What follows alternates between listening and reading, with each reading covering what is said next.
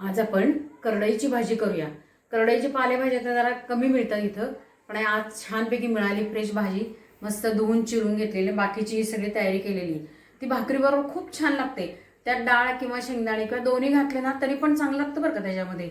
आणि थोडीशी आंबूस करायची असते ती, टोमॅटो वगैरे घालून किंवा आमसूल घालून। त्यात अशा पद्धतीने मी हे करते बघा। आता ही करडईची भाजी जी आहे त्याची पानांना जरा असं टोकांना असं बारीक बारीक धागे आल्यासारखे, म्हणजे काटे असल्यासारखे असतं, पण ते टोचत नाही काही नाही, पण दिसते तशी लांबडी ती पालक सारखी। ही भाजी धुवून चिरून ठेवलेली आहे। एक टोमॅटो, 2 मिरच्या, लसणाच्या पाकळ्या जरा जास्त भरपूर घेतलेल्या आहेत आणि 2 कांदे घेतलेले आहेत आणि ही मुगाची डाळ आणि शेंगदाणे भिजवून ठेवलेले आहेत। फोडणीचं साहित्य आता आपण फोडणी करायला घेऊया। तेल गरम करत ठेवलं होतं, मस्त गरम झालंय। गॅस आता कमी करते। मोहरी, जिरे, हिंग आणि हळद। आता ह्याच्यामध्ये मी काय करणार आहे, पहिल्यांदी लसूण छान तांबूस करून घेणार आहे आणि तोच करत असताना थोड्याशा मिरच्या घालून घेणार आहे। ज्यांना मिरच्या नको आहेत त्यांनी कांदा तिकडे घातलं तरी चालेल। छान तांबूस झालेलं आहे। आता आपण 1 वाटी जो कांदा घेतलेला आहे तो ह्याच्यात परतून घेऊया।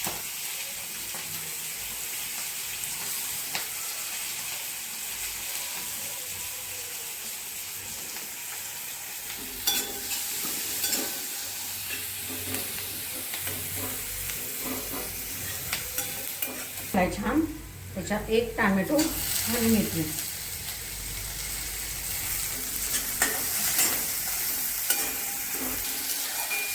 आता आपण हे भिजवलेले शेंगदाणे आणि मुगाची डाळ आहे ती ह्याच्यात घालून थोडीशी परतून घेऊ। जास्त परतायची नाहीये, ती आपल्याला काही कडक करायची नाहीये,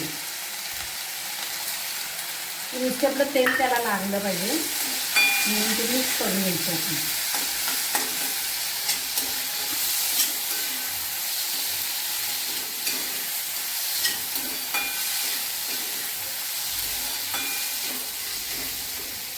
आता ह्याच्यामध्ये आपण जी भाजी धुतलेली आहे ती त्यात सगळी घालून घेऊया। म्हणजे कोणी मेथीसारखी कोरडी पण करतं आणि कोणी गरगट करतं। आता आपण करणार आहे ते गरगट करणार आहे।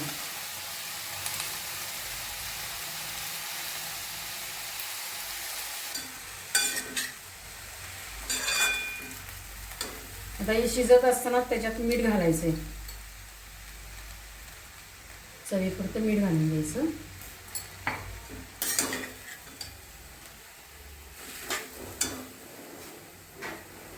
आणि डाळीचं आपल्या याचं कूट असतं, शेंगदाण्याचं कूट ते घालायचं, नाही तर मग डाळीचं पीठ घालायचं।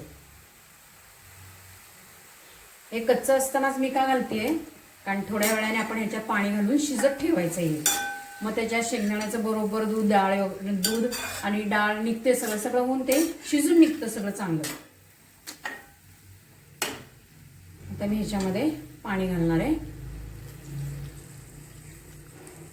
आणि हे छान शिजून देणार आहे। त्याच्यावर झाकण ठेवते।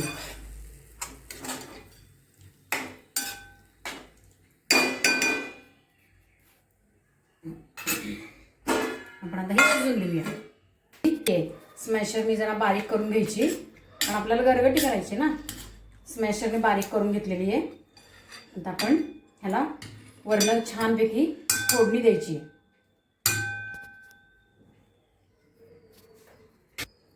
तेल तापवत ठेवलेले, फोडणी देते। तेल गरम झाले छान, गॅस बंद करते। आता त्याच्यामध्ये लसूण घालायचं, हळद, आणि तुम्हाला जर का तिखट अजून हवी असेल तर त्याच्यामध्ये तांबडं तिखट घाला आणि थोडासा आपला घरी केलेला जो गोडा मसाला आहे तो पण घालून घ्या।